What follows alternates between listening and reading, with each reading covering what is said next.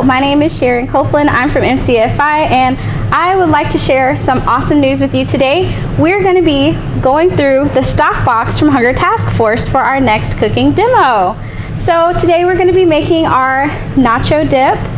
It's going to be really fun, really exciting, and I'm happy to have you with us here today. So without further ado, let's get started. So we're going to be having a couple of things right out of the stock box today. Now you can pair a couple of the ingredients that are in here, like our beans, our corn, and the tomatoes, with a couple of other pantry staples like some tortilla chips. You can also find the cheese here. So they do offer the cheese here in the stock box. You can take that like we did today. We cut it in half, shredded it up, and it makes a beautiful shredded cheese. I don't know if you guys can see this here, but I'll hold it up to make sure that our cameras catch all angles, make sure that everybody sees that this is a really beautiful shredded cheese, okay? So put that with a little bit of tortillas. You can find some affordable cream cheese, by the way. A lot of times people like to use Simply Truth or other types of cream cheeses that you can get at like Aldi, or sometimes you can find those at like Pick and Save. Really affordable, cost effective, and absolutely delicious, okay? All right, so getting started here today, we're gonna dive in with our cream cheese. So this recipe isn't easy to bake. We're gonna take some of our cream cheese. I've already kind of like taken it and messed with it in a bowl a little bit, mixed it up some. But when we're getting started here today, you wanna make sure that your oven is at 350 degrees. You wanna preset your oven, that way it's nice and warm by the time that you're ready to get it going. Now, cream cheese is one of those things is when it's cold, it can be a little bit hard to manipulate. If you have the chance to microwave it a little bit, you can. Otherwise, I would just say do how I'm doing right now. You can maybe fight with it a little bit and spread it out at the bottom. But yeah, cream cheese when it's cold or a little bit cooler, or it's been sitting how this one has been sitting, sometimes you have to put in a little bit more work to manipulate it. So if you're struggling at home, just know I'm struggling over here.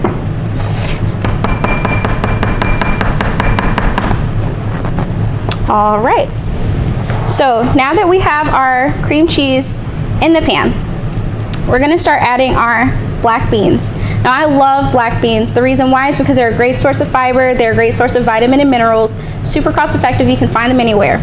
When you're adding black beans into anything, especially out of a can, take them and rinse them off a little bit. Now you might wanna take them and put them in a strainer, and as you strain them, rinse over them with water. If you see a little bit of like a foam or bubbles pop up as you're straining them out, that's just because of the preservatives and the juice that it's held in. You want to rinse those beans until that preservative is gone. You'll see it's clear, it's not as fluffy and frothy, okay? Next, we're going to dive into our tomatoes. Now, of course, our diced tomatoes today are out of a can, which is okay, it's great. The one thing I really love about that is that you can take them, open them up, you can drain them, but you don't have to necessarily rinse them out. All you have to do is just like let them strain a little bit, get a little bit of the water off the top. Okay? All right, so now we've added in our tomatoes. Next, our canned corn. I think everybody has canned corn at home, but if you don't, obviously here's a way to get access to them. So when it comes to corn, same thing as the beans. You take them, you put them in a strainer, you'll be running some water over them. However, you probably won't see the same bubbles come up over top. That's because there's a different type of preservative used for corn than there is for black beans, but both great sources of fiber, so that way you can rinse those out, move right along, and look at how fresh and beautiful everything looks here today. All right, so the absolutely fun part here, the cheese. The shredded cheese. We've already talked about it a little bit in depth, but just knowing that you can take a block of cheese, cut it in half, because this recipe today calls for about 1 pound. The blocks that are provided by Hunger Task Force are about 2 pounds. So we're going to want to take that cheese and shred it over the top and spread it over the top, or you could just shred it directly over the top too, whichever way is easiest for you. Want to work that in. Of course, I always wash my hands before these shoots. I suggest you do the same.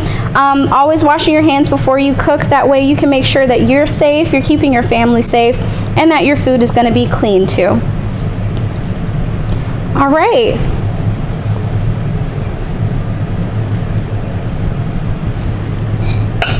So there's two ways you can do this. You can leave this layered just how it is. You can also add a little bit of seasonings. Today I have some garlic and onion powder. I love to add in a little bit of black pepper to really bring in that flavor, bring it to life. You can put the seasonings in over top and mix them in. I think that's the route that I'm going to take today, is just mixing it in a little bit.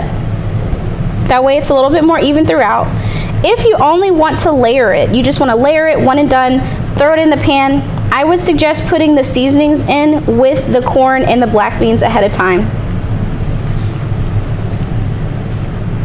So we're just going to mix that in a little bit. Remember, anytime you're working with like colder dairy, whether it's cheese, cream cheese, or anything like that, it is going to be a little bit tougher to move around. But at the end of the day, that's what it does. You can always microwave it a little bit, put it to some heat, and it'll definitely come through a little bit cleaner, okay? All right, so obviously we've had some fun here. It's a little bit messy, but it's going to be absolutely delicious. So we're going to toss this in the oven. Recipe calls for about 15 to 20 minutes. Let's have some fun with that. All right, so we're working with a lower oven here. Whenever you're opening up an oven, you always want to make sure that you let that heat come out. As we know, that draft comes up. And then we're going to place it in the middle and close it. And I'll see you guys in a few minutes. Thank you.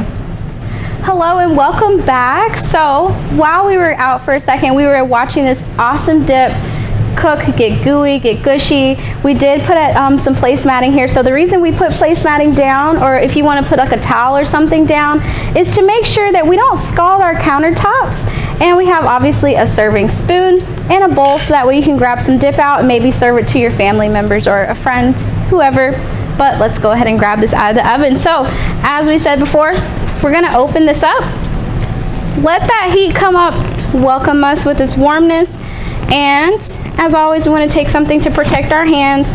You can always use like some oven mitts or something different, but always protect your hands when you're pulling things out of the oven. Move it slowly and carefully. If you need to secure the bottom, secure the bottom. That way you don't like drop it on the floor and we're like, what happened to it? So sad. All right, go back. I'm gonna close the oven here. So, as I said before, this dip is something that could be very easy to use at a party. It looks so pretty with the festival vibes. It gives you kind of like a fiesta dip. I imagine, just off the top of my head with this recipe, if you wanted to add a little bit of the like chili peppers, you can get a really good rotel vibe from this. So we're going to get right into it. Oh, look at how the cheese on the top forms a beautiful crust. Do you see that? You can pull it up. And straight into the bowl we go. So this is definitely like a fiesta cheese dip. And I know that its name is like a nacho party dip. So obviously this is great for parties. And let's set this here and try it out. So this is really, really hot. I wouldn't tell you just to eat it straight out of the pan. Maybe blow on it a little bit. I'm blowing on it so I don't burn myself. Really good. I love this. So with this being said, we have a lot of different things that are awesome in here, right? We have our beans, we have our corn, we have our tomatoes, we have our cheese. We're hitting different food groups there, right?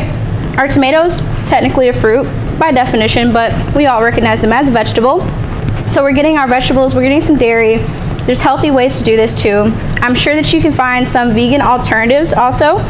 Cream cheese, there are some awesome vegan alternatives at stores nearby. I know I find them all the time, especially at Pick and Save. You can also find them at Aldi.